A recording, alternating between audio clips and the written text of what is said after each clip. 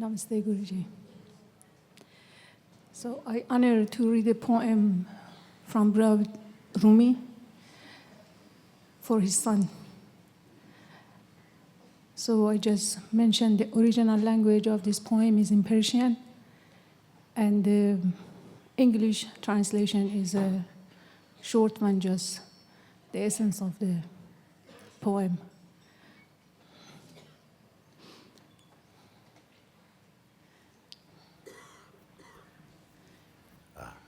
Okay.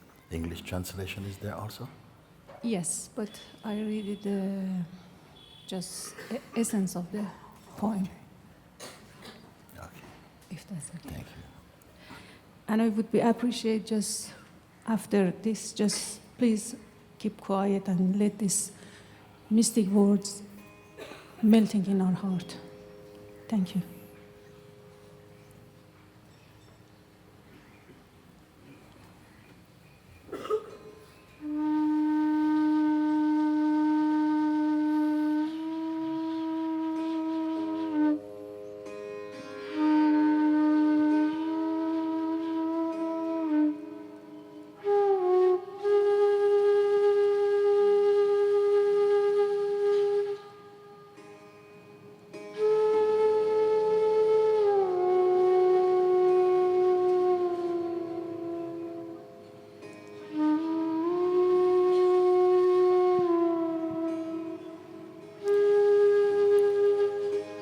پوشیده چون جان می روی اندر میان جان من، پوشیده چون جان می روی اندر میان جان من، سرو خرامان منی ای رونق بستان من.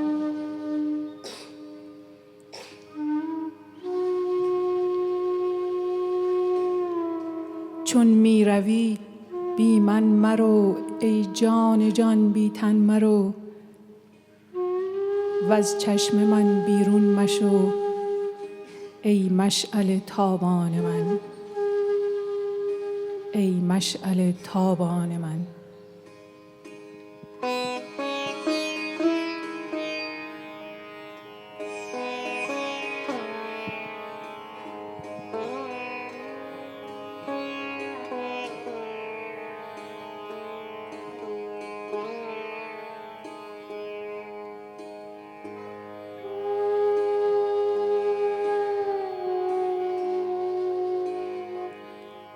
هفت آسمان را در برم وز هفت دریا بگذرم،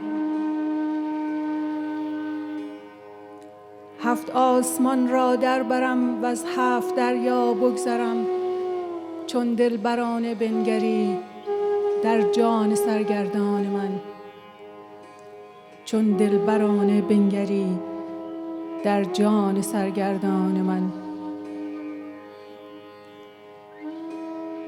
تا آمدی اندر برم شد کفر و ایمان چاکرم،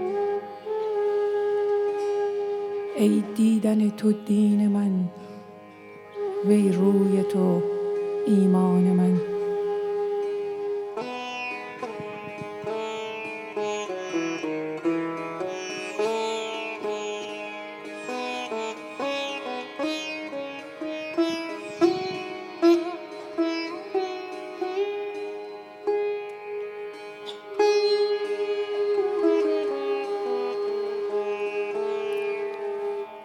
از لطف تو چون جان شدم وز خویشتن پنهان شدم، ای هست تو پنهان شده در هستی پنهان من، ای هست تو پنهان شده در هستی پنهان من. یک لحظه داغم می کشی یک دم به باغم می کشی، پیش چراغم می کشی تا وا شود چشمان من، تا وا شود چشمان من.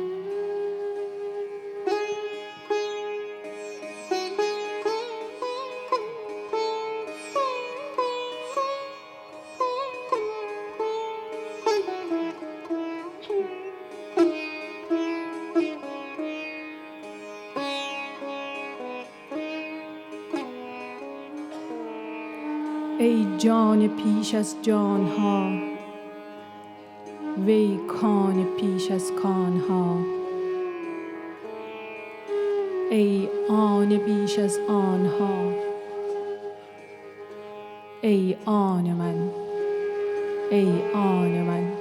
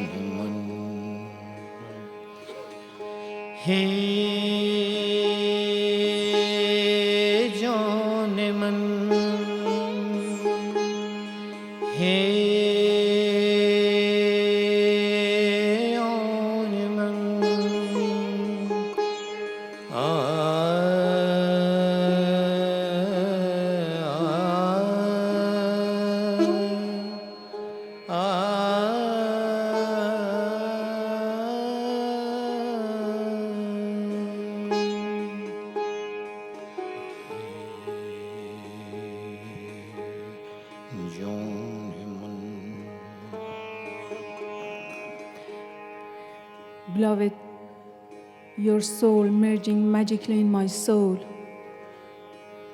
blossoming in the garden of my being. The flame of your torch is roaring in me. You are the light of my seeing. I fly to seventh sky. I pass the seventh ocean just by your kiss to my wandering soul.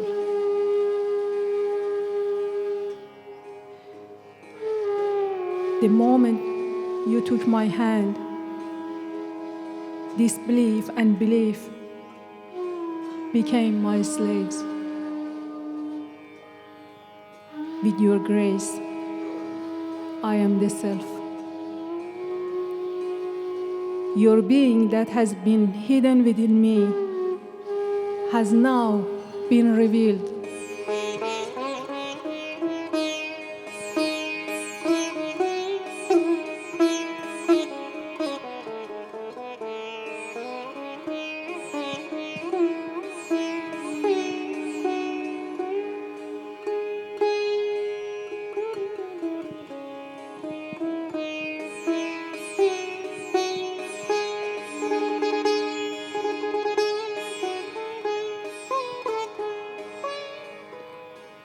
پوشیده چون جان می روی اندر میان جان من،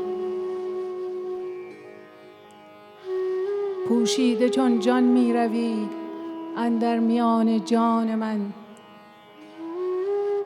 سرو خرامان منی ای مشعل تابان من، ای مشعل تابان من.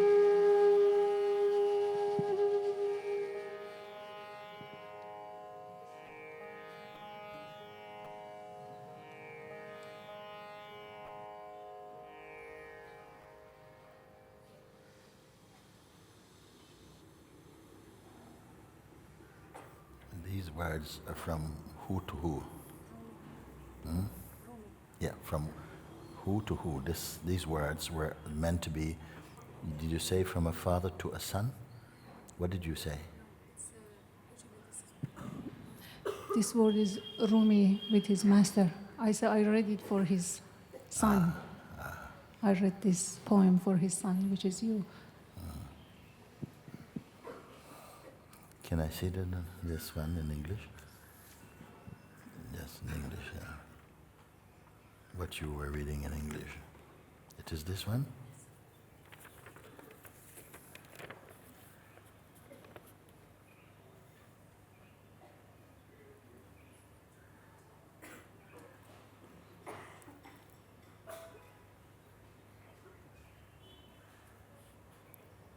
Because I was very touched by it, so I wanted to.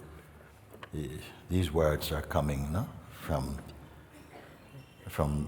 the saint's heart. He's saying, "Beloved, your soul merging magically in my soul, blossoming in the garden of my being. The flame of your torch is roaring in me. You are the light of my seeing. I fly to the seventh sky.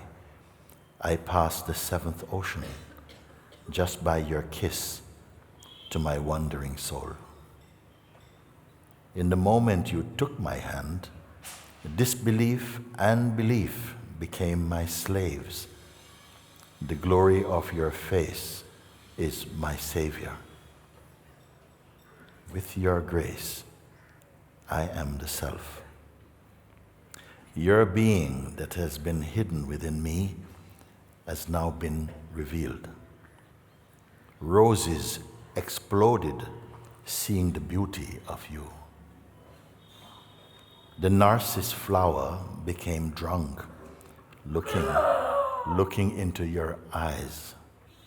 My love, 1 second you take me into the holy fire, another second in the coolness of your heart. You take me to the ultimate light so that I may establish in this seeing. You are the soul of existence. You are the presence before presence. You are before even creation. As this word is not my home, there is no fear to leave this body. So as this world is not my home, there is no fear to leave this body. There is no wish even to be in paradise. My only longing is in merging in you. My only longing is merging in you, my love, for you are the light of my seeing. Who writes and says such things, and to whom?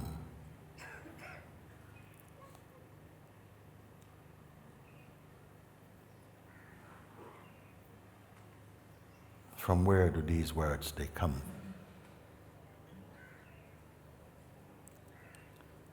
And for whom?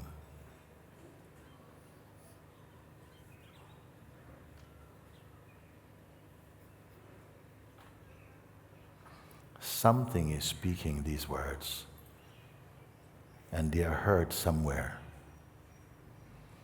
Are you not there?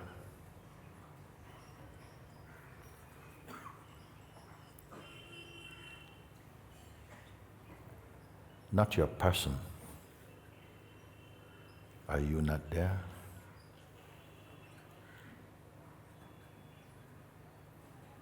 Where are you more? In the speaking or in the hearing of them? Or both?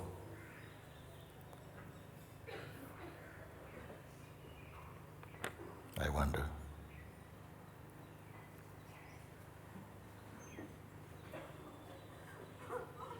Who excluded you?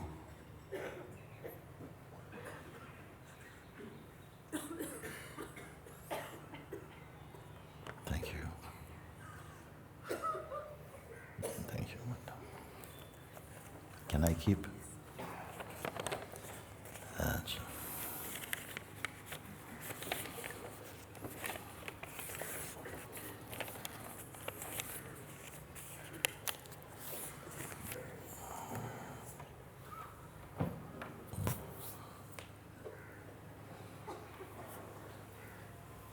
Oh. Namaste, welcome everyone to Satsang today. And may I just take a moment to welcome all of you who are joining via broadcasting today. This wonderful service from technology that enables us to share gatherings like this in the same time wherever you are in the world. So we see that technology can be a wonderful thing and also not a wonderful thing. But in this expression, it's a wonderful thing because it enables so many friends around the world to be able to sit in real time with us here in Rishikesh. So, welcome for everyone. Thank you. Thank you. Before we closed yesterday, Satsang, someone was speaking. I don't know if this lady still has the. If your questions is still burning inside you, you may come and we may continue. If not, don't force it. Don't force it. And we can start fresh today.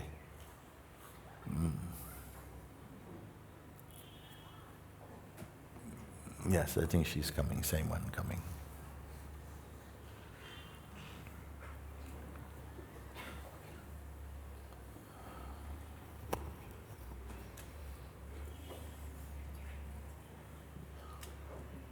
Thank you, Guruji. Thank you, thank you, thank you. Thank you. Where will we begin today? Yes, thank you. We're going to start fresh, not as a leftover from yesterday. Yesterday is gone. Yes. So Yes. this instant now, give me a fresh reading of this instant now. Not as the end of something past, but this instant now, which is not attached to any other instant. Possible? Yes. Okay. Thank you.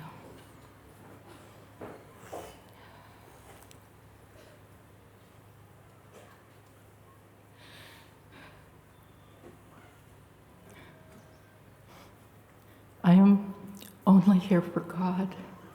You are not here for? I am only here for God. Okay. All that I want is to serve God. And a prayer that I've often said was St. Francis of Assisi, Lord, make me an instrument of thy love. But since I have met you, through the grace of God, that I don't want any me. I want no me. And the first time that I was so deeply blessed to be at Mata Sahaja, I did see a quote of yours saying, digest yourself, and then he who is your true self can begin his work in the world. And I was just so absorbed by that, because it didn't say to begin his work in you. And I think that was the first time I truly felt the no you, the empty, nothing, no you is doing anything. So I have come to ask your grace to let this me vanish, get out of the way. out of the way of what? Just checking, just asking.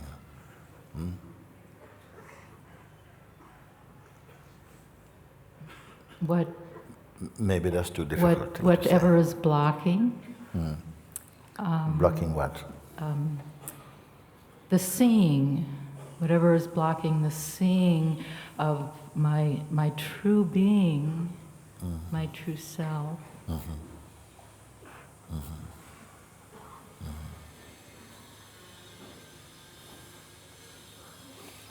The belief in a separate self appears to be blocking the real seeing, appears to be.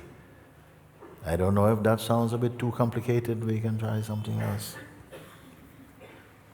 Because as you were speaking, something I wanted to say something, you see. I said, no me, no, then, because you said that, let me be a servant or an instrument of yours, and then you corrected, you say, not even, I don't even want to be a me to do something, even.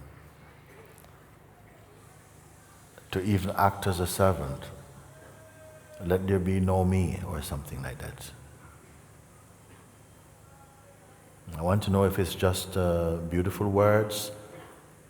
What is the real urge behind the words? What do you really mean? Today I'm asking now, what do you truly wish for? You being... Yesterday we were speaking, no? Who is this you who wants to have something or not have something? Is this really the true self that has a desire for something or a desire to be rid of something, or is it the sense of the person?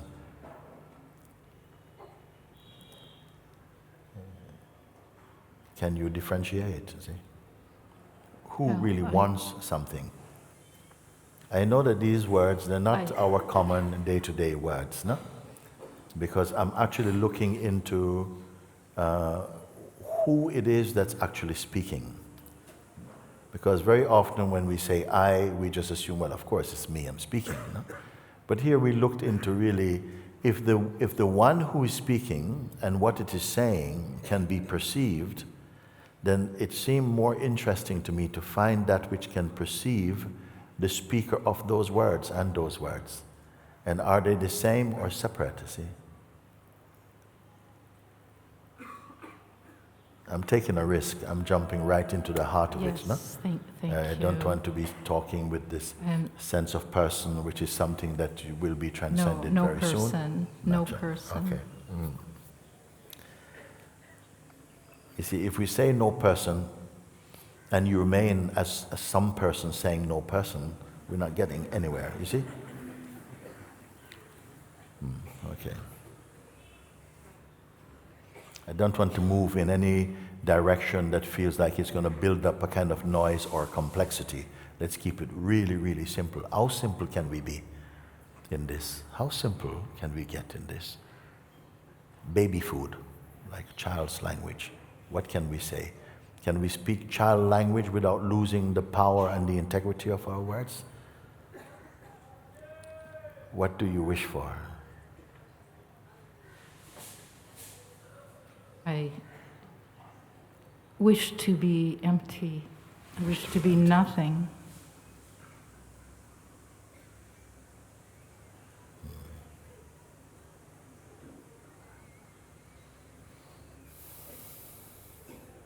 Everybody wish for something.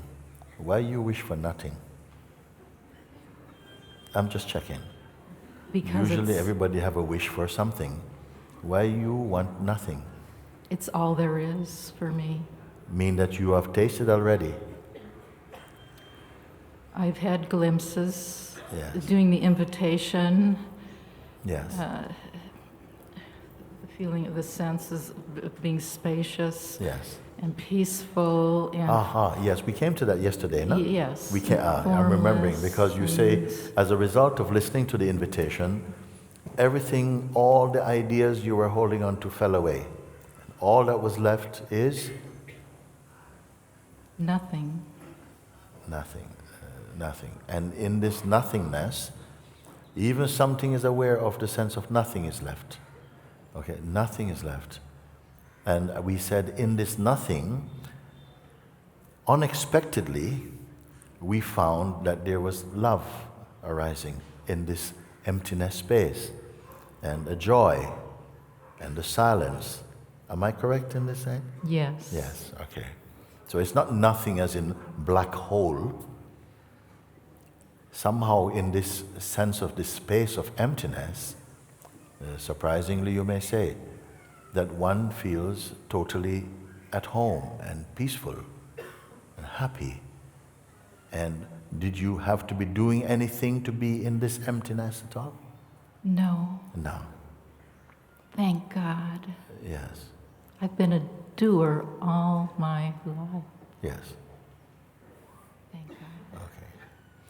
So here you are, emptiness and not disappointed. Not disappointed. Empty, empty, empty, empty, and finding something. One man, he was telling a joke, actually a comedian, one Christian comedian, he was saying that they were so poor growing up, no? That at Christmas, his father brought him a present. And he opened the box, the present, and it was nothing in there. And the father said, "It's the invisible man. It's the present, I bought you a present in the invisible man." And then the boy was only like 6 or 7. He goes, "Wow, Dad, that is fantastic." And the boy said, "I played with it for 3 weeks, the invisible man, until his brother hid it." Okay? So you see the power of imagination. My father bought me a present, Invisible Man, and I played with it. The most fantastic games I had with Invisible Man for 3 weeks, until my brother hid it somewhere. I couldn't find it, and we can do this, no?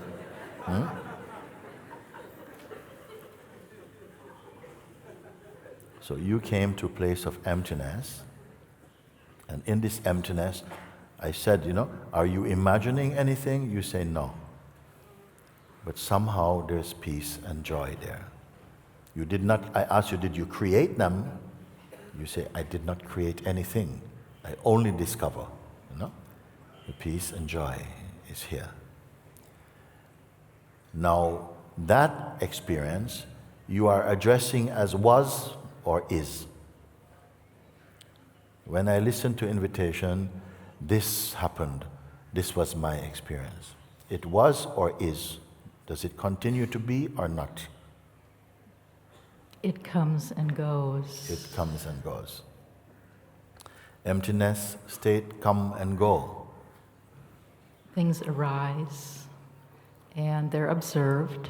So things arise. That are observed. So if things arise, are they the emptiness? There are different ways you can answer this question. I might be saying yes in all of them, actually. It's up to you. You say things arise. Don't they arise in that emptiness? Yes. And they go in Yes. that emptiness? Yeah, they arise and play Yes. and return. And they in return that to wherever they come emptiness. from. Yes. Did emptiness Dissolve. leave? Did emptiness move over when somethingness came? Or No. No, okay. No. Okay. But today is different. Today the emptiness is gone. No. No, okay. So if the emptiness didn't go, then also the silence also, did it come and go also? The peace came and went also? No. No. So what more you want then? I'm just checking, let's check it. Did it really I go? want to be free. Well, let's just look. I don't think you're far away from the freedom. I know you are. I'm just saying. So all these things come, whatever, nice or not nice things, they come and go. They come and go in the empty space. Because if there was no space for them to appear in, they couldn't come. You see? So they came. They came as feelings and thoughts. They came and they went. Were you disappointed with things that came and went? No. No, because the emptiness that was so pleasant and is so pleasant for you did not go away so that you could experience things that come and go. They come and go in the very emptiness itself, no? It's true or not? Yes. Okay. Then I ask you, what more you want? What is the problem then?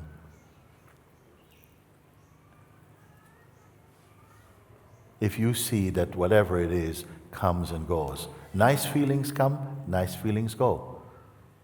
Sad feelings come or thoughts, and they come and they go. You witness their coming and their going. Yes. When they went, you did not go. You are here to witness their passing. Yes. So they didn't do anything to you. Yes. But sometimes a thought comes that I lost something. And if that thought is believed in, it's as though you believe it into existence and it becomes your experience. If you don't touch it, it also come and go. Does it make any sense at all what I'm speaking? Yes. You are to observe that, no? You are simply observing things, the traffic of sensations and thoughts, they come and go. Is it the same as you coming and going? No. No. Is that not significant? Is it not significant that you are at least recognizing that everything that you perceive, they come and they go? Some come, they seem to stay for a little bit, but by some power they go also. You notice that? Yes. You who notice that, did you come and go? No. No. Okay. So I ask you again, what is your wish right now?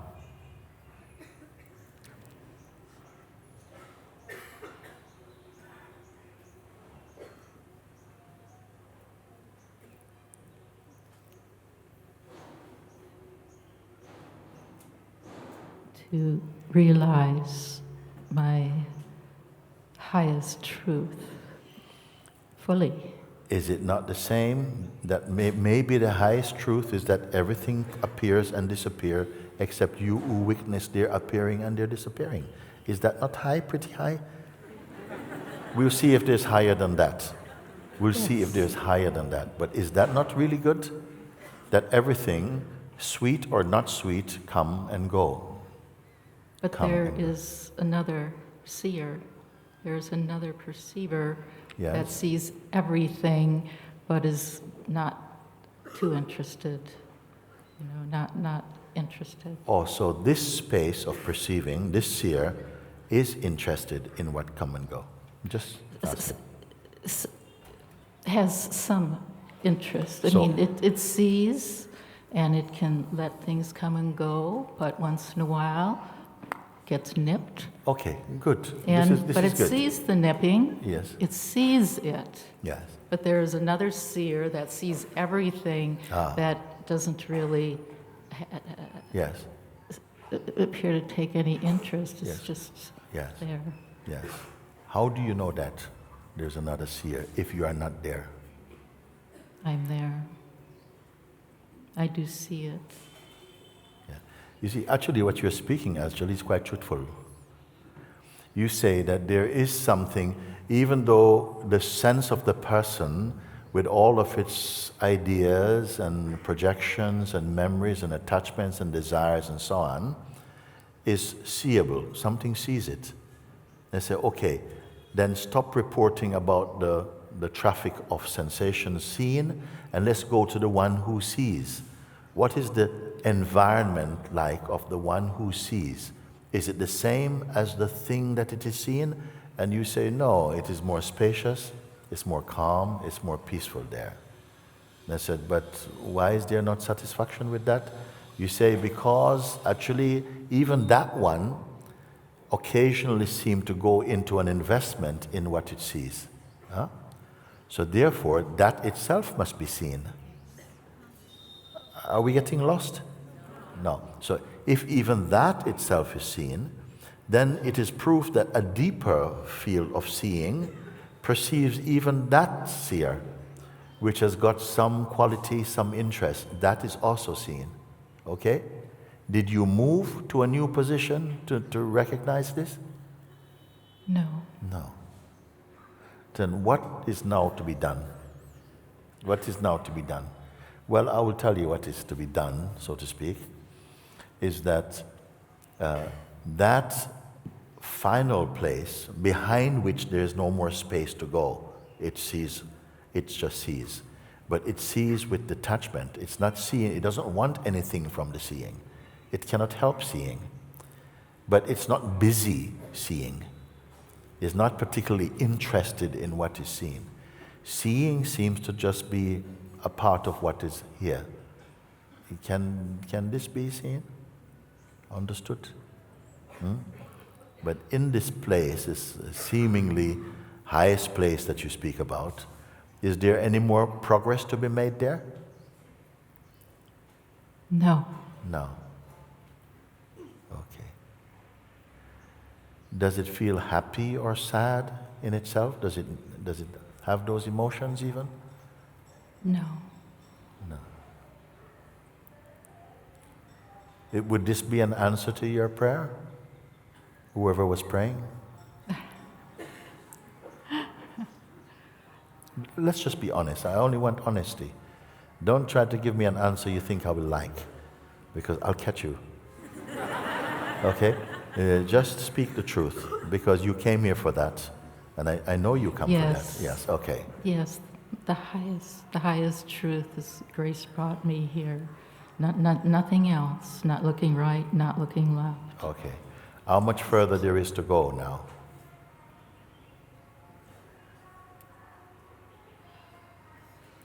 Anyway, let me go back to what I was saying. If one has come to this level of recognition, what remains to be done?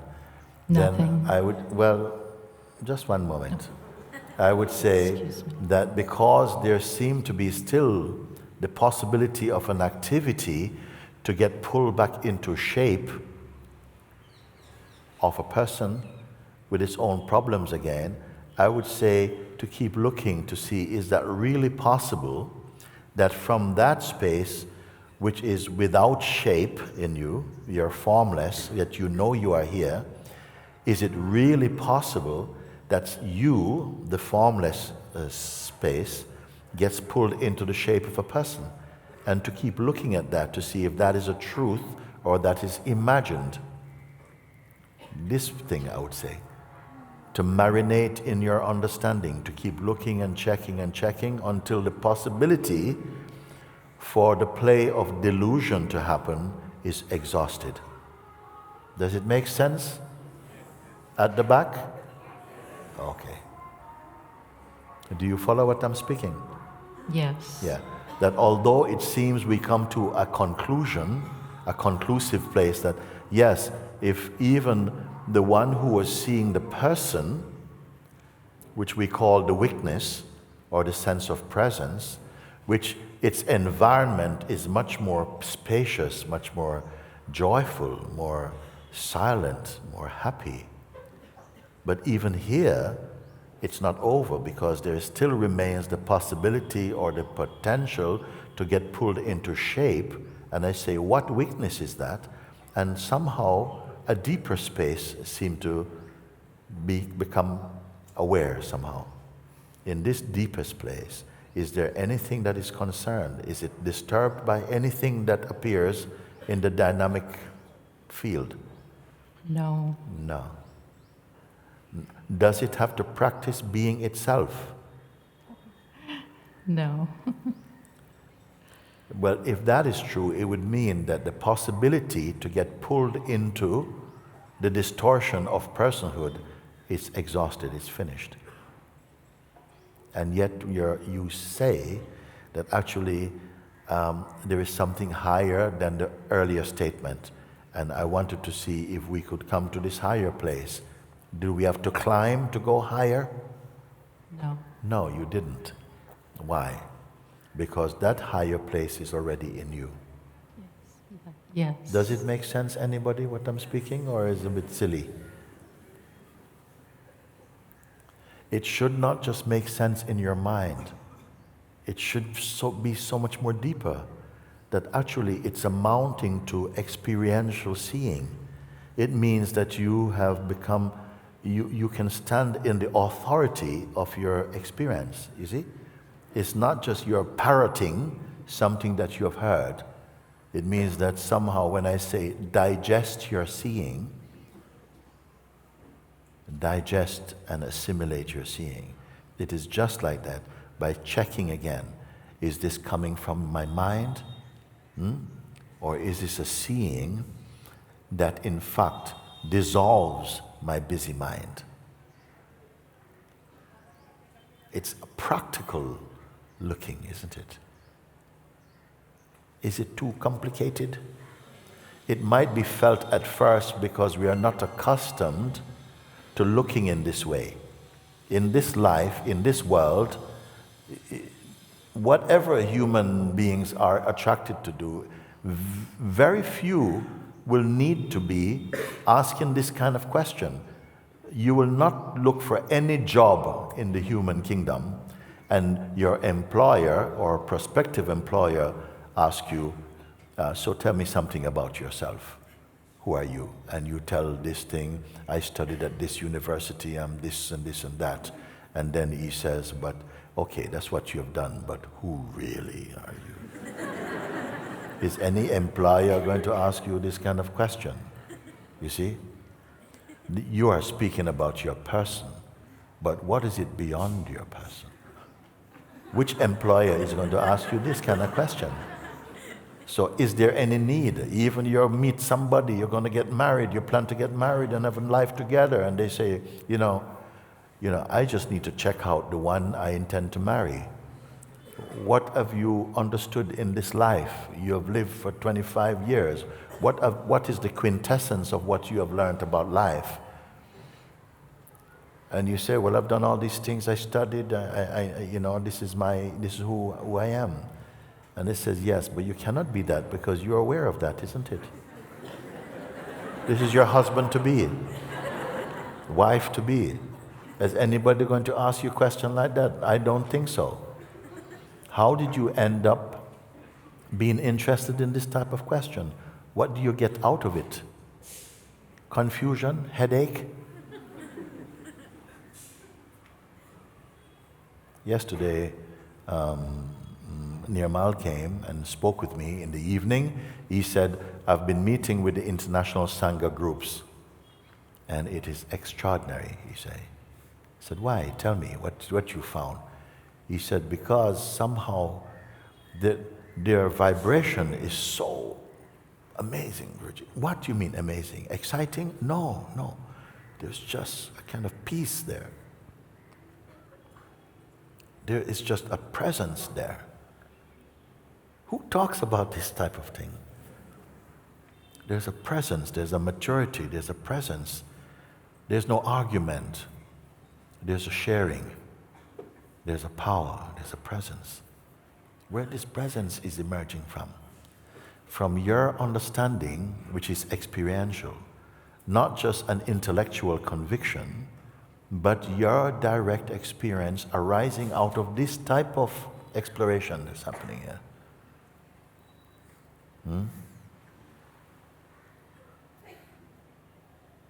Where you're not being asked to visualize or to imagine or to create any projections.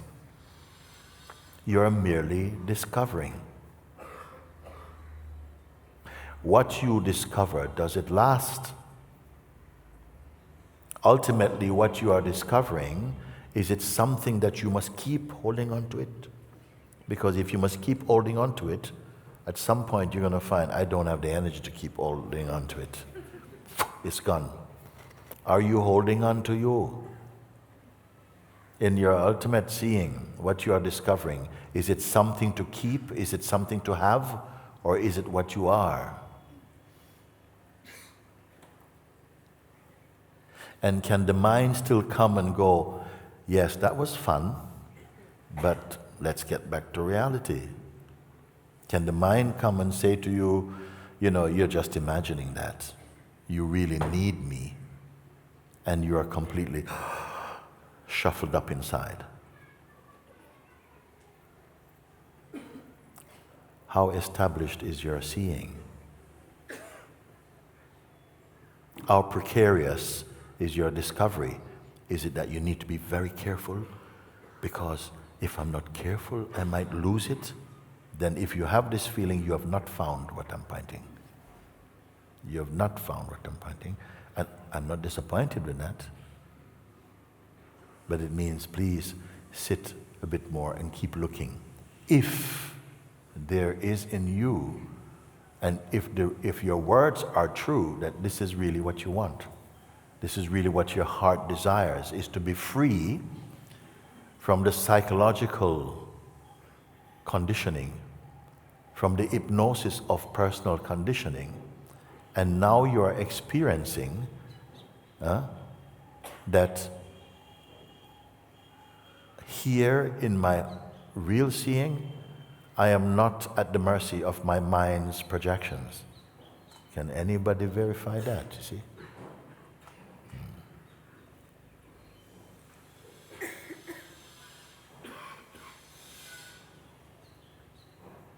You're not just coming to say, I just want blessing and so on.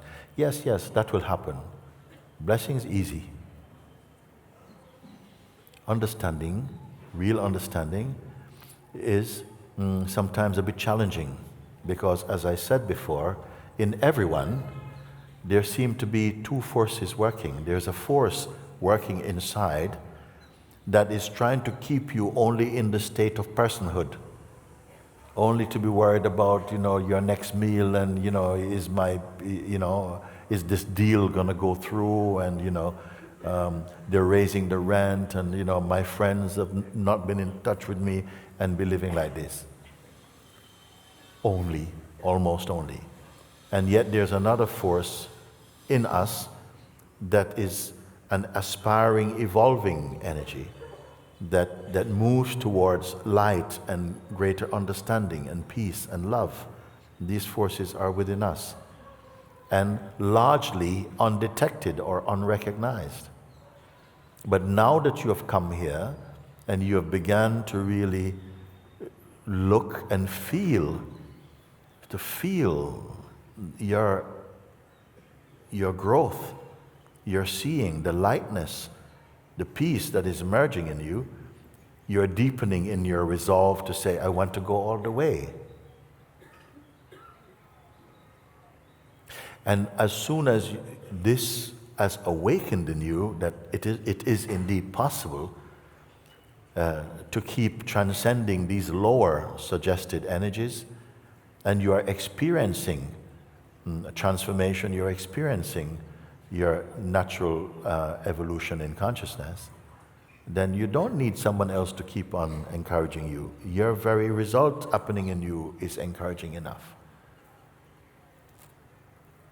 But it seems it does trigger certain energies, certain forces in you that is directly in resistance to your self-discovery. It's almost as though there's a power inside that does not want you to know this, and doesn't want you who to know it. Listen. Doesn't want who to not know. It doesn't want you to know your original freedom, that it is right here, that your highest desire for freedom, I won't send you in any direction for it, because it's right here, and to show you where it is, how it is. And it seems that there's a force that wants to shut down.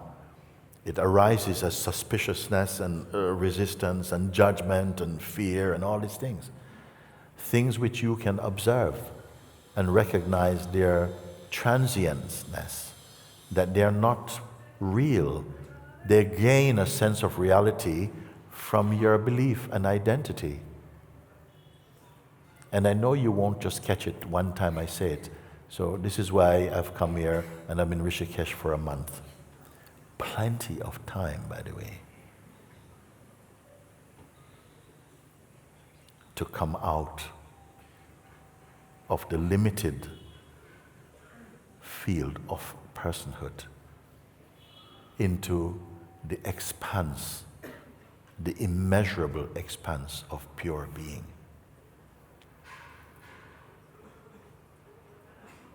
And does it feel, as you are discovering more and more, does it feel like, you're losing something valuable?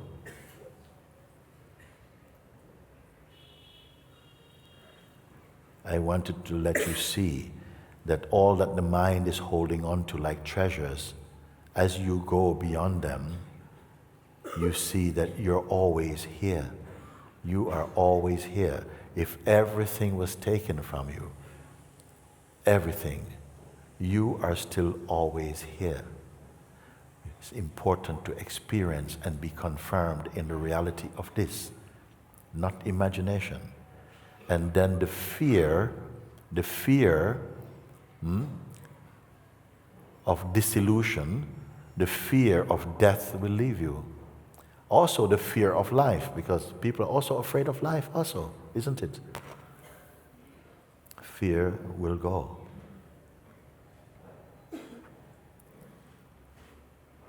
When?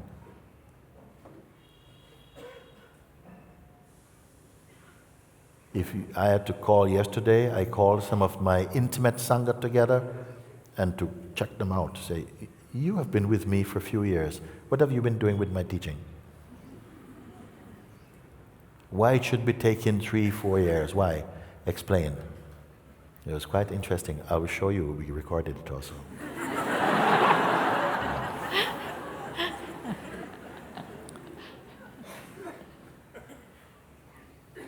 Because people do say, oh, Mooji, you make it so simple, so easy. And I say, if it's so easy, what's taking you so long then? Just asking. Because I'm not in a hurry, I'm not taking commission.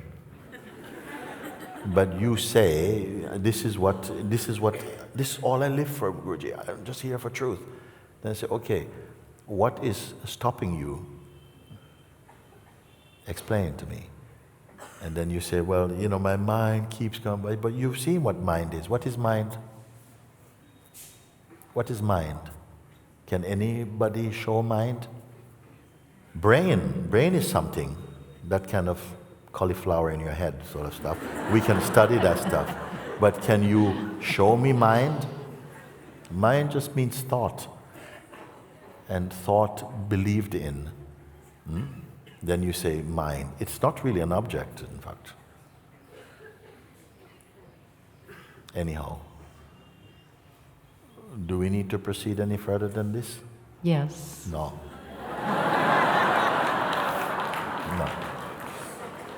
No. You can sit down with what we have shared and look and see if your mind is saying, yes, but I still don't get it and I still have further to go, whether that is coming from your heart or coming from your head. Because your mind is always going to keep sending you on a journey. That you're so close. You're so close. So close.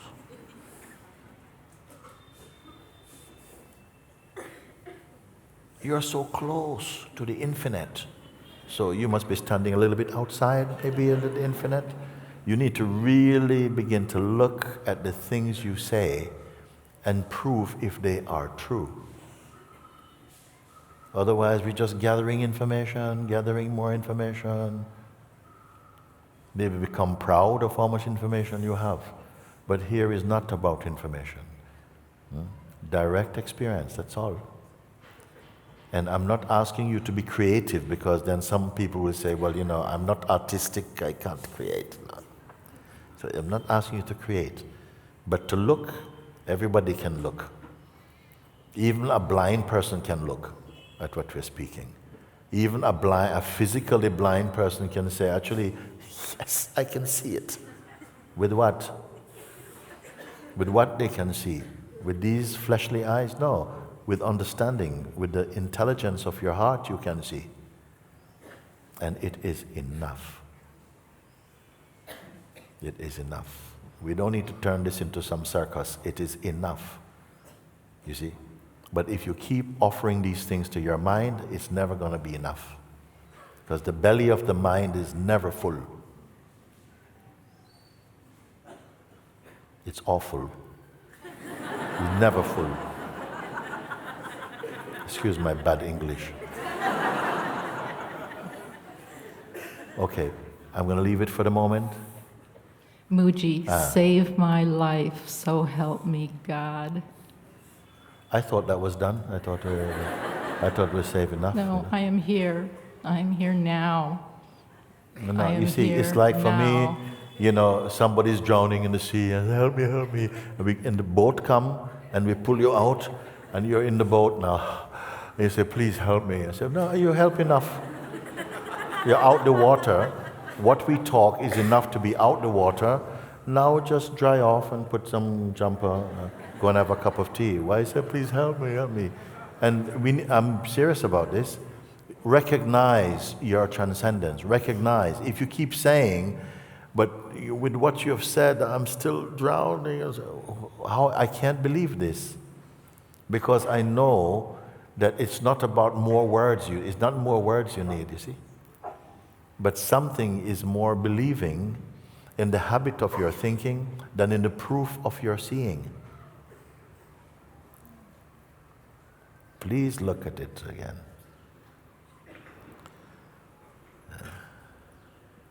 Thank you for your grace. Thank you. Receive it first, and then you thank it after.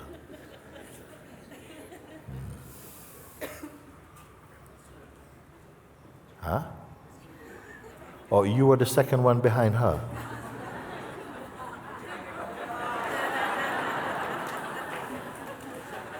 Yesterday that felt really something, but today it's still hot what you want to share with me? Or go quickly then, come on, something.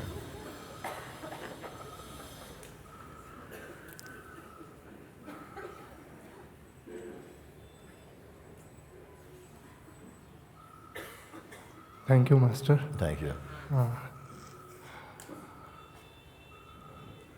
It's always hot. It's what happened? It's always hot. It's always hot. Yeah, Where? because it's here Ah, right now. First, thank you. Thank you so much of gratitude. You just gave this. I don't know how. I don't remember now. But before we continue, something just come up for me. Can I share with you? Okay. Because you may have the impression you have a question that you need to be answered. Please, I'm just asking for everybody. You may have a question that's burning in your head. Okay? And if you hold on to a question, you're holding on to this question, you won't be listening to what I'm saying. You're just waiting for me to call you so you can have your question. But I may answer your question by talking to someone else. But something is still saying, yeah, but you still have to choose me. You answered it for him, but can you answer it for me? Mind is doing it. Please write your question down, keep it in your pocket, but don't keep it in your head. This is why I say that if somebody has 2 questions, I say, no, give me 1 question. Because what happens is that if you have 2 questions, while I'm addressing your first question, you're holding on to your second question, and you don't hear what I'm saying. You know it's true also. So watch this. This is the mind, and it will cheat you by keeping your ears closed while you're trying to remember what your question is. Everything is for you. Everything.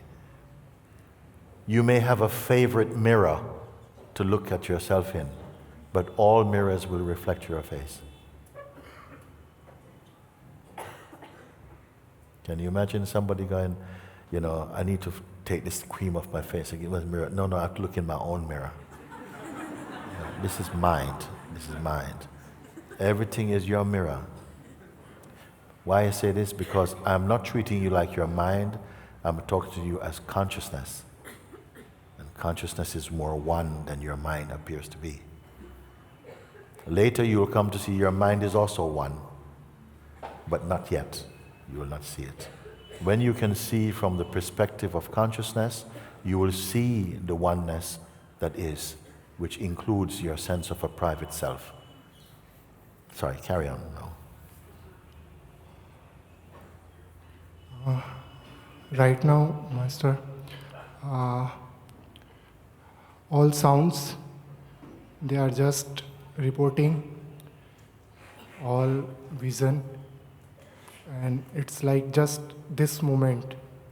And I'm trying, please help me. The vision is like, can't see anything properly, but you are seeing everything.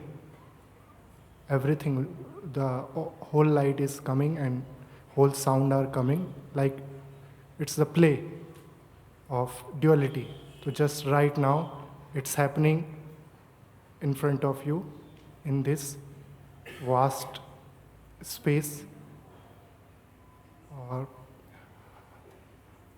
it's going like frame by frame. It seems like movie, but it's just a frame. Yes, no one can perceive duality correctly unless they discover their unicity. Again, no one can perceive and rely upon their dualistic perception until they themselves have discovered their unity of being, the oneness of the self. You cannot evaluate duality while you're functioning in dualistic thinking. You see? This is okay. It's just The one who understands Yeah. will see. So, like, there is no inside and outside. It's just, okay. it starts from here and just going every direction. And the space, it's just here. It never goes Okay. or never comes. Like, Yeah. it's always here. And this space is what that you speak about? It's formless. It's no. It's formless, Yeah, yeah. it's no. You cannot see it. Yes. You cannot touch it. And But you are what? observing this also. Like, it's one, but there is something which is even observing this is space also. Yes. There is something here. Is it different from the space? That no, we, no, it's like they are one, Yeah, okay. but it's still like it's a point. I know it's a source. I don't know core what word doesn't go there. Oh, Even okay. it perceives every thought. No mind, only thought. Okay. Thought comes, the moment perceives, thought vanish, Yes. goes. Yeah. Does it have any problem? No problem, no question. There is no I. Okay. No one is asked to question. Okay. No question is there. Okay. But just little something, some queries are still there because it's taking time. They appear in it. They Yeah, appear, they little appear in appear it. and disappear also. Yeah, they appear in it and experience, no thoughts. Yeah. Thoughts are like they just go, come and go, come and go. There is they don't like stay for a long time.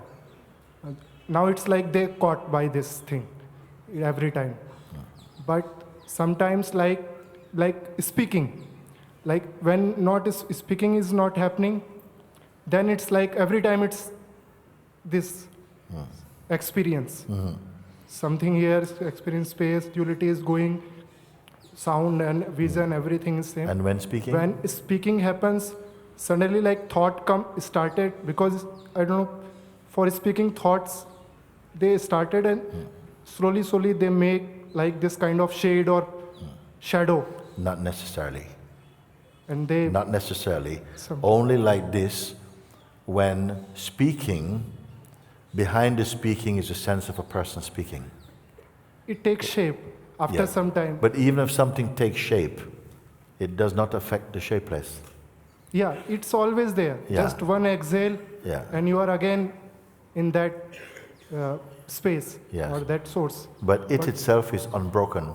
Yeah, it never. So what is being spoken here is that somehow the sense of identity appears to interfere with that continuous thing. Even to say that the self is continuous is not correct. just here. It's not continuing anything, it just is, isn't it? Yeah, Yeah, okay. it's just here. Yes, yes, One. yes. So, and like in deep sleep, there is no experience of this. Like it goes like in sleep and then wake up, it's like this. But in deep sleep or in dreams, it's like What happened? no experience of this. I don't know, matlab, nothing, no experience, nothing. Just goes to sleep and wake up. So you're saying Is that it- in the is- waking state, Is that okay? in the waking state, there is an experience, a conscious experience of this. But in the deep sleep, there's no conscious There experience is no of conscious this. experience. Yeah. The reason for that is that you feel that in the waking state, you are separate from this, experiencing this. Some subtle thing is there like that. You see? Really, there's no break in either we're sleeping or dreaming or being conscious, so to speak. You know? I don't know how far and how many people will catch what I'm speaking here. When you speak about it, like, yes, I am conscious of this, I'm conscious of the self, then I ask you, who is speaking here? If you say it somehow, it is like the mind consciousness is speaking on behalf of this absoluteness, but it's not separate, then somehow I can be with you with it. But if you have a sense that there's something separate commenting about the absolute, then I'm going to ask you to take a look properly, you see. That is itself an idea. That would itself be an idea. I don't know if we have gone too far in this kind of talking for most people, if you are alive with me in this moment of talking or not. Yes. Yeah, because I am not here just to swap concepts and to entertain the mind with spiritual concepts or something. It has to be food in the mouth, not menu. If you're hungry, you come to me, I can't give you a menu. Somebody who's really hungry and come to you and I give them the most beautiful menu, it's not going to work. If you're hungry, you must eat food. If you are thirsty for this, I have to give you something that will quench your thirst. Your attitude should be like this. If you've come for just spiritual knowledge and to learn how to be a guru and all this kind of stuff, you're in the wrong place. If you've come because something inside feel, wow, since coming here, I don't even understand so much what he's speaking, but I can feel so much results happening inside my being, welcome, you're here. Yes, Master. Yeah. Words are directly, it's like coming from that and going Yes. to that. Right now, speaking as that. So, It's one. So, and one request, Master, like by staying like this, automatically all things like first only presence, then it comes, there is no I, no thought, there is no me. no, there's no problem with presence. Yeah, yeah, There's it's, no problem even with presence. yeah. You know, be careful that we don't start to speak about this. Don't keep talk about it. No, Master. Because quickly the mind loves that, and then you start to say, yes, you know, like, for me now nothing exists, there's no you, and please keep quiet, don't speak. It's very irritating to hear people speak like that.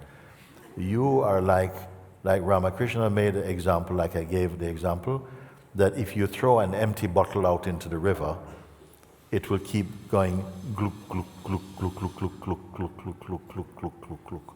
When it's totally filled up, it will go to the bottom and total silence. Don't be in gluk, gluk, gluk, gluk, gluk, gluk. Yes, Master. Yeah, you stay at the bottom in silence like this. No? For 1 year, Master, I like keep quiet. You are, by YouTube, I don't know, you are answering every question, or just buying in, keep quiet in silence, sitting, satsang, every time. Just right now, it's just only satsang. So by that, it's like ice melting in water, that happening. So just want to stay. I think the only thing, be it. Just keep staying until the effort to stay fall away. Yes, Master. Then you realize that I was imagining that there was something that had to stay. Then I see now I am that which doesn't have to stay. It just is. You see? But nevertheless, that experience has to be tasted of staying with it in the play. No? And that must be your resolve. You know, everything I've tasted has brought me out.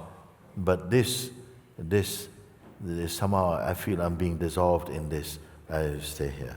I am just here. You see? When the mind and attention go out, you have the sense that you have gone out. But a wisdom inside you say, oh, even attention can go out, but I have not gone out.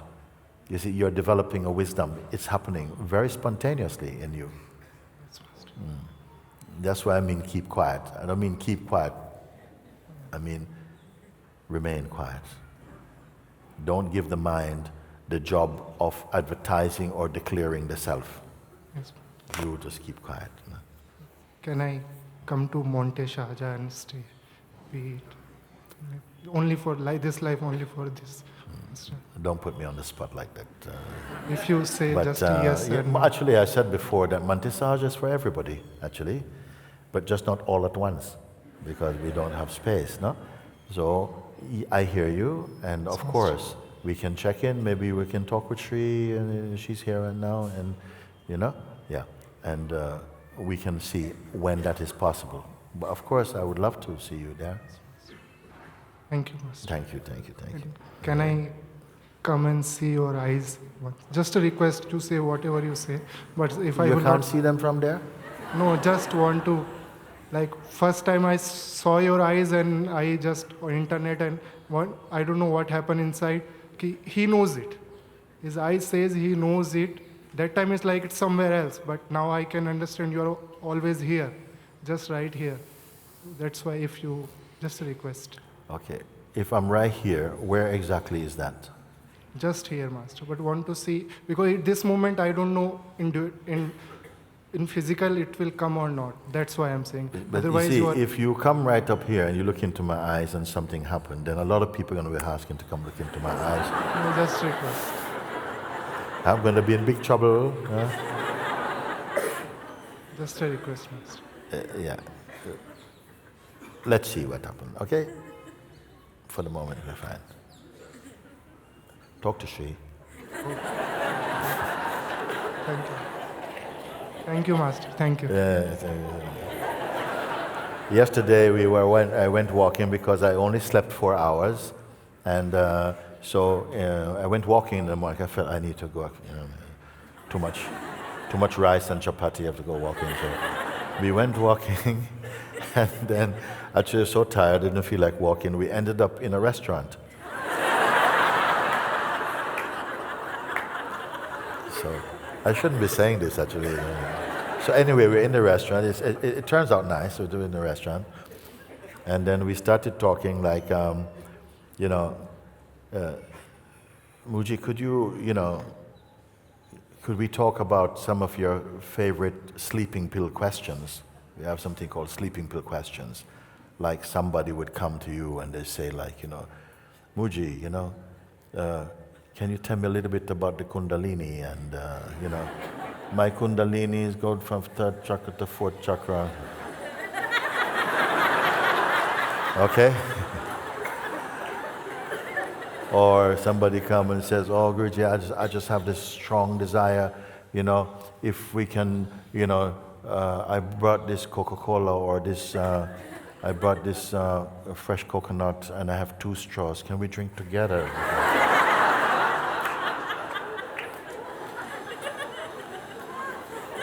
Or I'm eating and they dip their finger in my chutney and say, Guruji, can I feed you? And I said, wrong finger. No, please. Anyway, so it was like that. So, of course, I have to have a bit of playtime, no? So, and I was checking with my friends like this and saying, can we have fun like this? It's okay? Because we're in a restaurant, other people looking. And so we had a very nice time like that. But I found a new way. And when people come and they ask, Guruji, please, could you touch the back of my head? And, I said, you know what? Talk to Sri.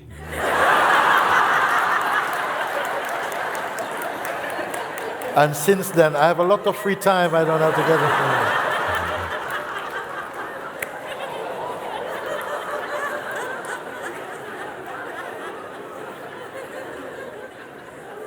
So it's not my free time, it's my Shri time.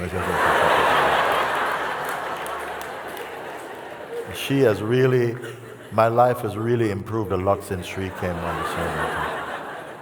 Okay, let's see. We are moving a little bit now. So who is coming? Yogesh, you want to come? You come.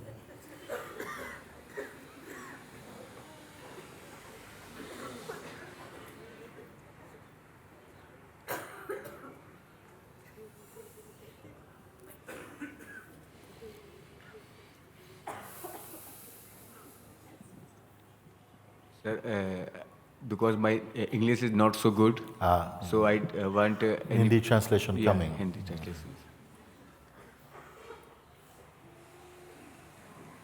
Thank you. हमारे भारतवर्ष में आप पधारे, गुरुजी को सादर प्रणाम। और हमारी समस्त भूभाग से आए हुए मेरे प्रिय भाई बहन, माता पिता तुल्य, उनको सादर नमन। गुरुजी, मेरे अंदर एक प्रश्न है, एक प्रश्न भी है और एक डाउट भी है। You better be good at translating all this stuff. Both, yes. And I know she's here. He's saying he's offering his pranams to you that you've come to India and graced us. Thank you. And he's saying hello to all the brothers and sisters who've come here. And Thank he has a question and a doubt, so he's going to share that now. Yes, संदेह जो है मेरा, वो संदेह ये है कि क्या सेवा बड़ी है या धर्म बड़ा है? हम धर्म को बड़ा माने या सेवा को बड़ा माने? His doubt is, what is greater, the religion or to serve? The religion or the? Or to serve. Or to serve. Yes. Seva. To seva. serve. Religion or seva. Seva means mercy. I mean to mercy. Karuna. Karuna. Karuna. Kindness. What is bigger, the kindness or religion? There really should not be a difference. The kindness should be also, the kindness is also should be somehow be embraced inside the religion. I don't think there's any religion which exclude kindness.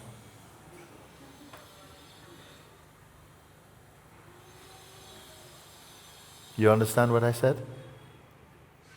You understand? Please tell him in Hindi for me. I understand. You understand? So your question was, which is greater, yes. seva or religion, And I didn't see a distinction because religion, in your religion, it must teach of kindness also, compassion, patience, wisdom, love, loving kindness, if you want to put all this, silence, all these things must be included in every religion. All the great religions, they speak same thing.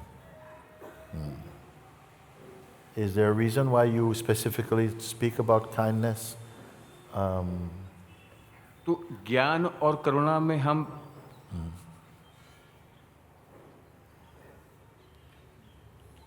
ज्ञान और करुणा में किसको अधिक महत्व दें?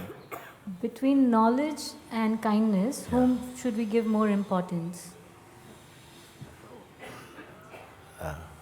हम ज्ञान और करुणा में. Yeah, I understand.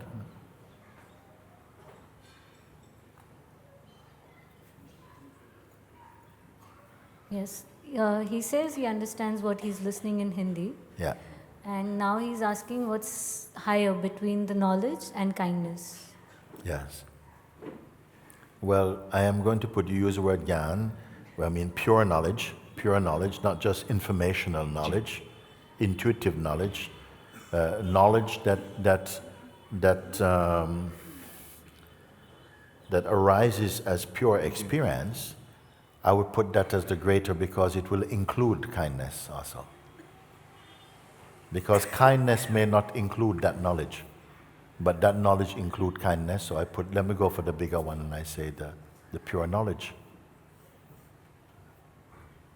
Yes.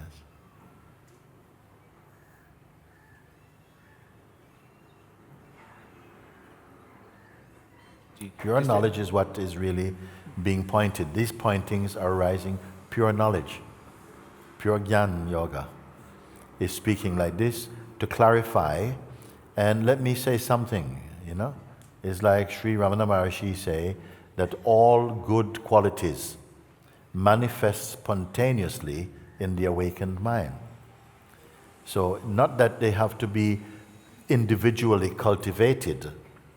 And it actually proves my point, that upon the pure understanding awakening inside your heart, you see, arising from that is one becomes more kind, more gentle, because if you realize that what your self is, then you see that it's the same self in each form. So obviously you're kind to yourself, or you'll be kind to yourself in another form also. You will see it like that actually. And this is why the life, the dynamic life of diversity is very important, because in that field, your gyan that you think you've understood inside will actually be tested. If you say inside there's only pure love, but outside you're then he said, wait, this is not corresponding. What you say you have understood is being denied in your action, you see. I say that as you come to total understanding, where the selfish ego is transcended, now there's only pure gyan, then from this place you'll see more kindness will come, more compatibility, more empathy, more understanding, more grace, more love. All of this start to come. And it's a very good thing. Because if you see someone who is speaking about kindness, but they're not showing kindness, you say, but this is you're only kind in word, but not in deed. It is only from the egoic identity where you have some distortions. From the ego place, you may say a lot of wonderful things, but you deny them in your action because they're only coming from ego. But when it has been realized inside your heart, then your body will be in service to what you have understood inside your heart. What you have understood only in your head, your body may not demonstrate that understanding is really permeated your being.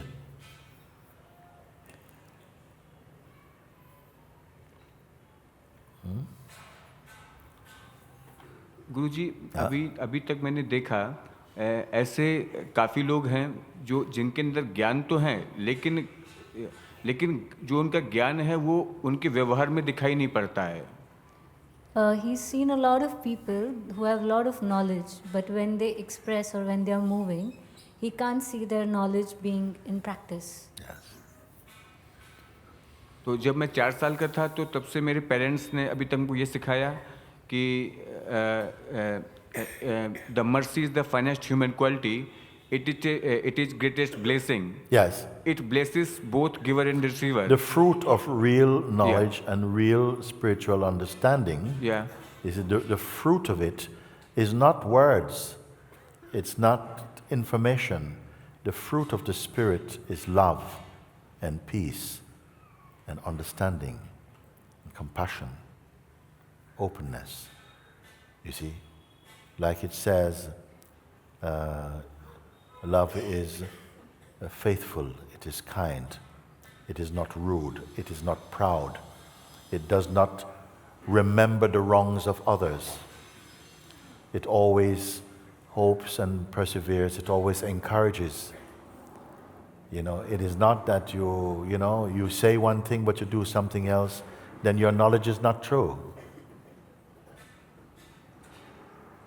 And it is good that we speak about these things, because some people feel that knowledge is just something you have in your head, but it is denied in your expression. You see, someone can be very, very kind and very loving, but not necessarily so knowledgeable also. And somebody can be very, very knowledgeable, but is not kind, not compassionate. Which is the true one? We have that understanding, no? So I think it is mercy is like a gentle rain. It is what? Yeah, and it is both giver and receiver. Yeah. As I think. He's saying the kindness, the mercy is like a gentle rain. It's both the giver and the receiver. Thank you so much. Dhanyavad. Thank you.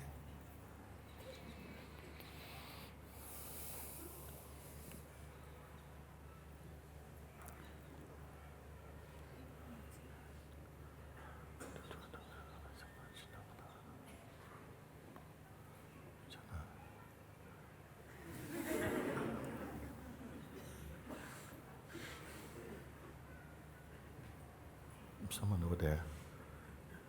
You?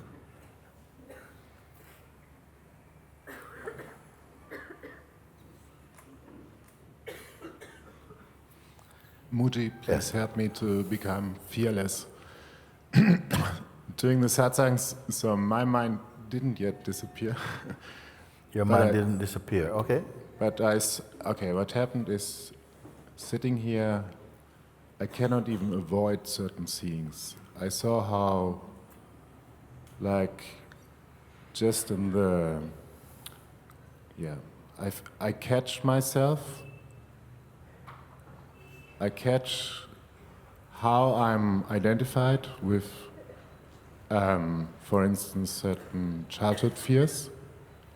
And I feel how consciousness enters me.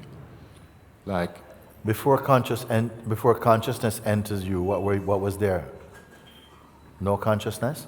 an illusion, basically. So before, Even an illusion can only happen with the help of consciousness. I just want to see if we are speaking on the same page when you say consciousness. Without consciousness, you cannot even speak a lie.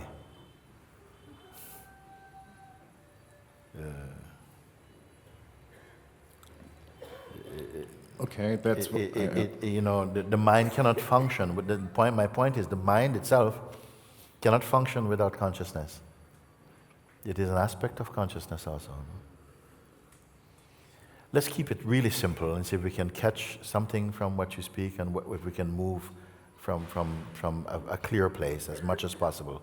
What do you want to know today? I want to be effortless love.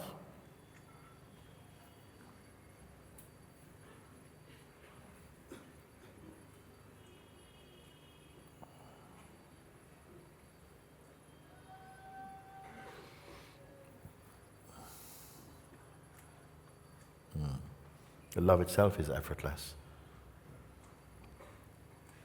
But the one who wants to love tends to be effortful. Yes.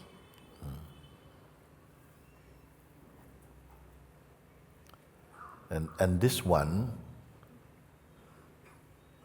if it itself is fluctuating, the one who wants to be effortless love, maybe another time doesn't want to be effortless love if it doesn't get the results it wants to see from this effortless love. It might want something else. It is not a reliable standpoint, Yes. Yeah. When we are freed from that, psychological identity, then love flows effortlessly. Yes. The love cannot be given to the one who is itself quite unstable. It's a lesser thing, that's a lesser component. Love doesn't need the one who wants to love. It is there in spite of it, but because so much importance is put on the identity, that today wants to be effortlessly loving, and then tomorrow say, but they take advantage of me when I'm loving effortlessly. You see? So that for me is more the problem than the love being absent, you see? We are asking from the wrong place. We're asking from how we feel at the moment, which may be coming out of an emotional state that feels, I want to be this effortless loving. But then if effortless loving was to come, or effortless love was to come, the one who says, I want effortless love might say, no, I really mean I want sort of like effortless love for myself all the time. It's just not a trustworthy state. And I'm trying to get this across for some time, that one which so much identity and programming and, and belief has gone into, that it crystallizes as though it is a real thing. But here it is being questioned, not it is being questioned, but the fact is that it is observable, yeah? And when it is recognized in you that is something you are observing, so you are greater as the observer than the thing you are observing. And to pay attention to that which can observe this one who is saying, I want this, seeing its unreliability and its instability, then somehow the seeming reality of its existence begin to dissolve. And when that's out of the way, you may find that love, effortless love, is what is present. But I cannot give effortless love to the one who is, who is kind of saying, I want effortless love today, and tomorrow is saying something else. I don't want effortless love, I just want to do miracles. I want to control people, maybe, or something. We see, it's just not reliable. And we are living like this for so long. Trusting in the thing which is very untrustworthy. When you can see that that one, which has been posing as yourself for so long, is actually not worth putting that much importance upon, and that a deeper place has exposed it, stay in the place of the deeper one. Because the environment of the deeper seeing is much more constant than the environment of the illusory person. I see what you speak is true. Yeah. So help me a step deeper into the true space. Yeah.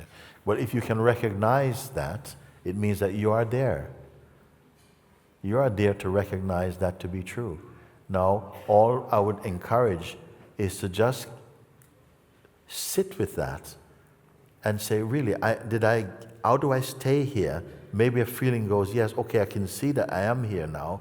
I don't want to leave this place, and keep confirming if these voices, such as, how can I stay here, is actually true. Or the greater fact is that, but I am here, and something is questioning whether this I am here is a practice or a recognition.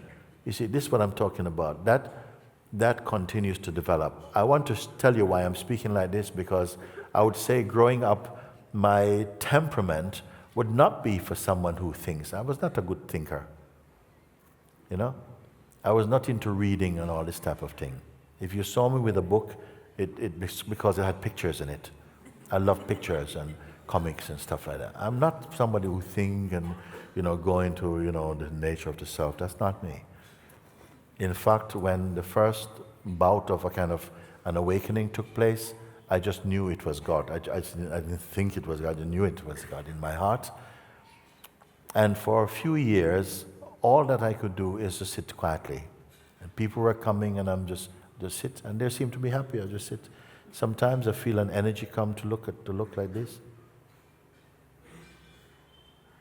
And then sometimes my head would just stop. I didn't intend my head to stop, but stopped and looking, and it was just as though there was some energy kind of like going zzz through my eyes. The eyes used to feel really strained, happening, and then it would stop, and then it would move on again to something. I'm watching this. Something is watching this.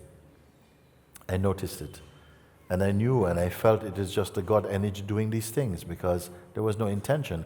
Because I didn't like looking into people's eyes particularly. Because in the old days, I look at somebody in the eye and I feel like I'm hiding something. But now that went away, and something was beginning to just scan and just sort of like look. But there was no personal controller of this. It was just happening like that. And so I used to just sit with people sometime. I didn't even invite them. It just happened like that. And then at a certain point, people started coming and started to ask me about consciousness and self-inquiry. And I said, oh my God, I had to pray, Father, you're sending these type of people. I don't know what to say to them. You deal with them. And shortly after that, some ability arose to, when questions were asked, I could see the answers. Not as words, I could see the answers as a seeing within myself. And that's how all this talking now. Because even sitting with Papaji for all this time, he didn't directly teach self-inquiry. He applied self-inquiry. And I used to say that in the days sitting at my master's feet, I was not learning so much, but I was changing a lot. This is why now I can tell you, if you don't understand what I'm speaking, if you don't understand words, that's okay for now. But pay attention just to your feeling, not what your mind says about your feeling, just the pure feeling. Because grace is taking care of you. I know this thing. But when this thing happened, then I started to recognize, then the words came.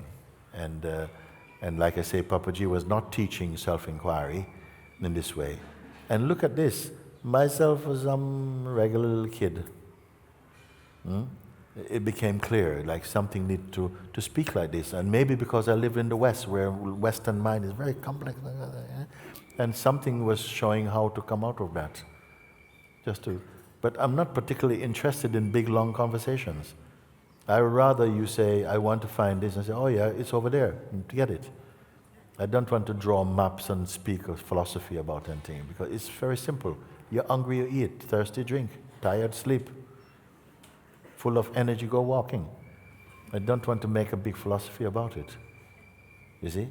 So this is what I'm saying, that I'm not interested into, big analytical thinking, because I say, no, I don't trust this one. Let's speak very simple. And the truth is very simple. But the seeker of truth is quite complex. So when we get into complexity, I tend to avoid that and find a simpler way. And the simpler way always works best. The complex way just goes into the head and just becomes noise. But simple things, it goes into the heart recognizes them, and immediately they're bearing fruit.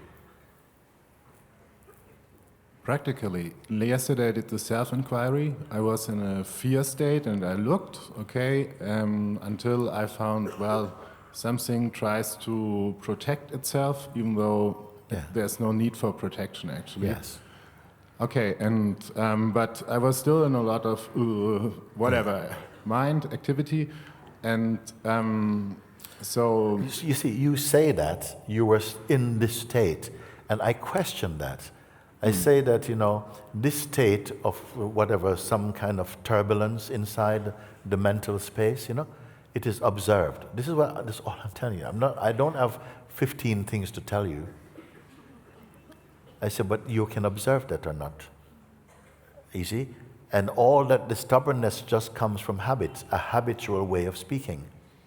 When you say, I was all up there doing that, I said, no.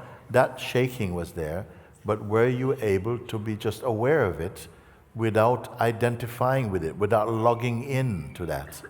Can you see this? And something begins to recognize, of course, it's so simple. Sometimes people say, I didn't realize how simple you were saying. I thought you meant it. I said, no, I'm just saying this thing. It's very simple. This shaking in the head, this noise, and people say, no, I'm going crazy. I said, no, the mind is behaving like it's going crazy. Watch from some places quite still and quite silent. Can you recognize this? And if you say, yes, I can recognize this, say, okay, we can explore together. If you say, I can't recognize this, I'm going to say, well, I only have 10 minutes and we're not going to make it, because you're going to keep putting up defenses. And if I ask you, can you see that these defenses are in fact a movement in your mind, and they can be watched from a place that's not defending? Yes. Well, this is good. Then if you can see that, the rest becomes increasingly easy. In a short time, if you were really earnest in your looking, the whole superstructure of deluded thinking can just collapse. It can just collapse. And it will try to reform itself, but you say, no, but you see that it's it's been exposed. It cannot fool you again. You must build even small steps. If you make a good small step, you'll find that you rise in consciousness so amazingly. I don't want to tell you, listen, you have to come and sit with me for 6 months. Because I feel trapped by that. I say, listen as much as you can now and apply what you have understood, or you feel something. I trust this. Then I see you tomorrow, let me see how you are. And if I see you like, I say, okay, I don't want to buy this one. Not today, I don't have time to sit around, in a pool of tears. No. Let's look at the one who make use of the pointing, because it is so effective, it is so immediate, it is so for you, that if you make use of it immediately, I said this is a tree that bears fruit immediately. So I don't have to tell you, listen, I come back in 3 months and see how you're doing. If you are really understanding already today, your life has changed. It's become brighter, more spacious.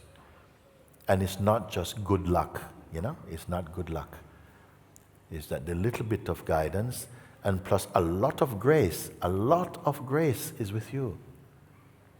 Don't rely on your mind. A lot of grace is with you. But if you keep on going, yeah, but I don't feel it, and please just touch my head. Okay, and I touch your head, and you say, yeah, can you touch it again? So, no, okay, I'm sorry. I'm not interested, full stop. But if you're speaking, and I'm not here to speak to intellectuals, because it works for everyone. It's simple enough. It's simple enough, I give time because we are not accustomed to this type of self-examination. So it takes a while to break it in a little bit, and I have that much time to look together, because it took me time also. It took some time. At first I was trying to, somebody tell me they sat with Papaji, and one time a woman came to Papaji one morning and was saying, Papaji, thank you. I said, what's she thanking for? And she said, I got it, Papaji. I said, yeah, everybody shut up. And I said, because we're trying to get it as well. And she said, I was in this morning, we're sitting in the kitchen, and my husband came and brought me some muesli and said, you want muesli? And I said, no, I want popcorn or something. And then he says, you want a popcorn? Why don't you pop? And suddenly it finished. So I started to think, maybe it's popcorn. So popcorn. Your mind tries these things. It's going to think, maybe if I get this popcorn and, was that full skim milk and what, it will do all these crazy things. You try it, and then you see it's not that. It doesn't work, you see? So we can try all these things, and, the mind plays like this. You have to get used to how your mind plays also. And everything has been shown just to look from good place. You look from good place, the proper place. I've not just sent you out widely. You say, no. Just this. Try this today, look. And from this you should find it. Because the self is not hiding. You see? It's kind of missing the obvious,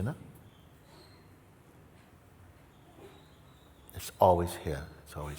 It's more here than your present idea of yourself, which one day will go. Hopefully soon, go. And you're going to enjoy your absence beautifully. The absence of the idea you have of who you are. Simple thing. No one has ever discovered the self and was disappointed. Oh my God, no. It's just all this space, oh my God. All this love. I don't want to have all this love. Why they're not disappointed? Because it's totally natural.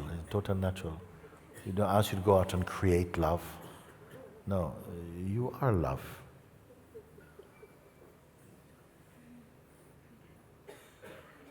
Suppose I read, where is this piece of paper I saw now? No? Sit down a little bit for me and let me read something to you.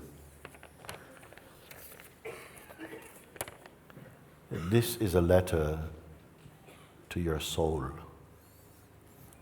I took it. Beloved, your soul merging magically in my soul, blossoming in the garden of my being. The flame of your torch is roaring in me. You are the light of my seeing. I fly to the seventh sky. I pass the seventh ocean, just by your kiss to my wandering soul. In the moment you took my hand, disbelief and belief became my slaves. The glory of your face is my Savior. With your grace, I am the Self. Your being that has been hidden within me has now been revealed. Roses explode, seeing the beauty of you. The narcissus flower became drunk looking into your eyes. My love, 1 second you take me into the holy fire, another second in the coolness of your heart. You take me to the ultimate light so that I may establish in this seeing. You are the soul of existence. You are the presence before presence. You are before even creation. As this world is not my home, there is no fear to leave this body. There is no wish even to be in paradise. My only longing is in merging in you. My only longing is in merging in you, my love. You are the light of my seeing. To whom is this letter and these words addressed? It is to the one who dwells within your heart. This is what it is for. And these words are coming from the one who dwells within your heart.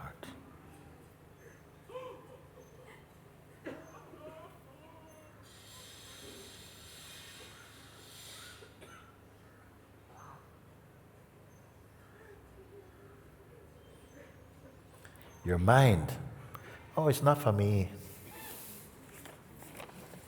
It's not for me.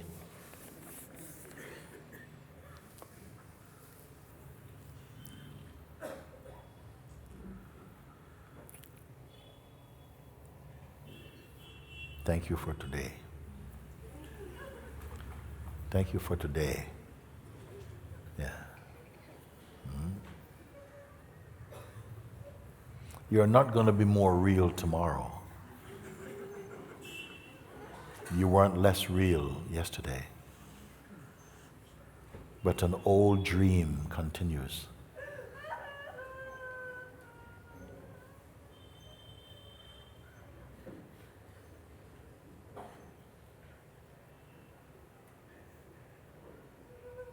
When I read these words, I see you.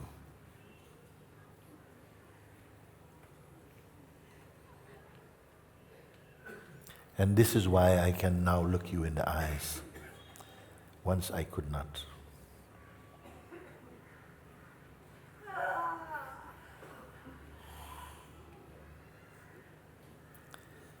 But God gave me the eyes to see Him inside your heart. So now I am not afraid of you.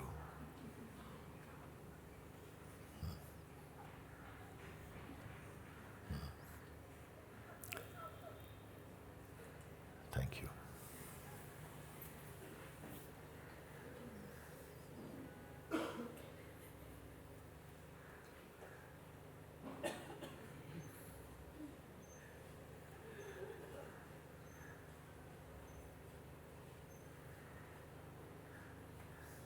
Each one is being kissed from inside.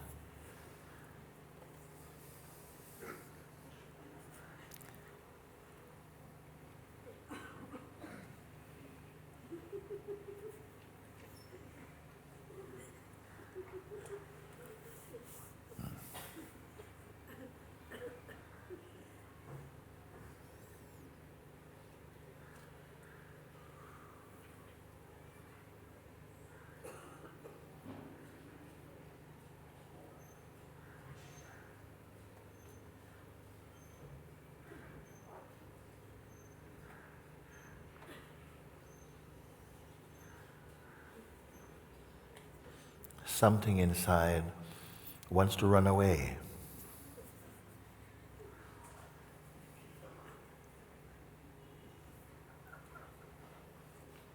But it's not you.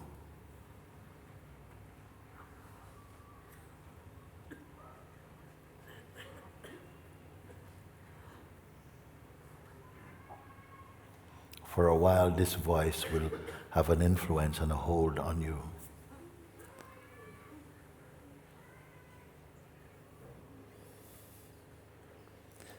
But he's not originally with you.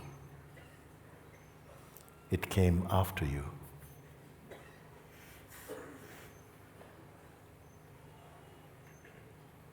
And what we are existed even before the creation of this world.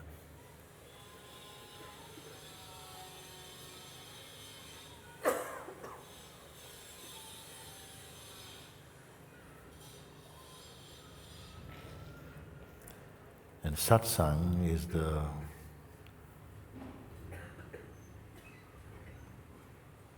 opportunity to really awaken to this recognition without the use of your mind and imagination.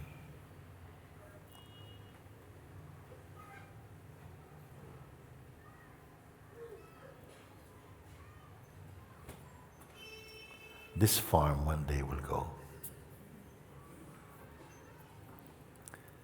But the one who dwells inside this form can never go. He feels everywhere.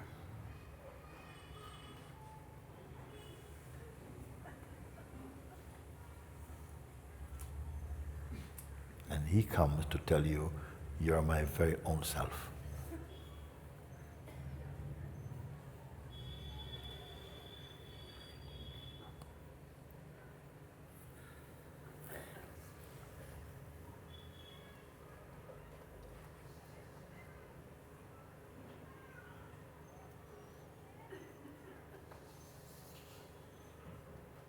Om Namah Shivaya. Alhamdulillah. God bless you. Hallelujah. Amen for today. Thank you, thank you. Life after life, I want to be sitting like this at your feet. If there are to be lives, I want them to be spent like this.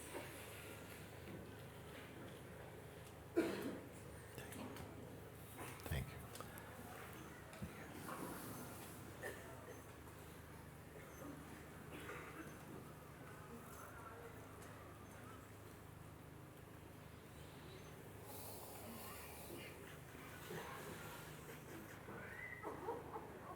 It's good.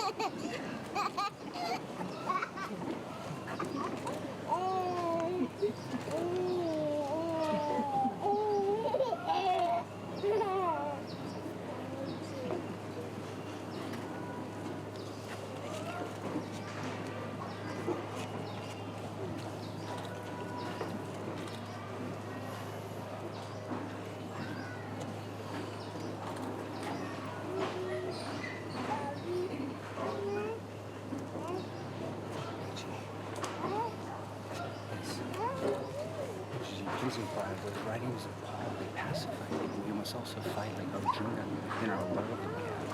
Those teachings can mislead, and so many people they walk around in this fluffy idea.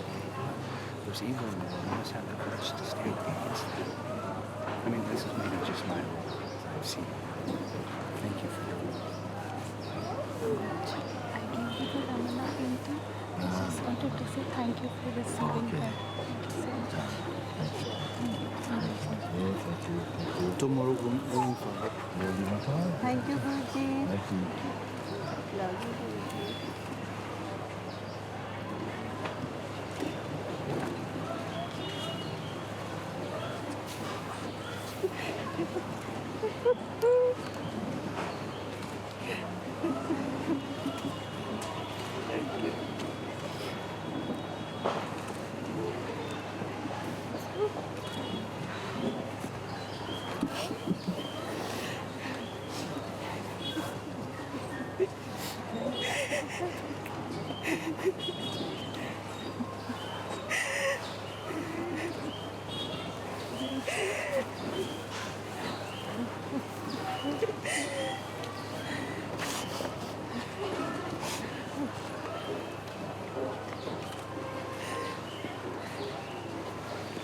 This is great. After holding one butterfly, cut, kiss my face. Really? I cannot believe it. Thank you. He's my daughter.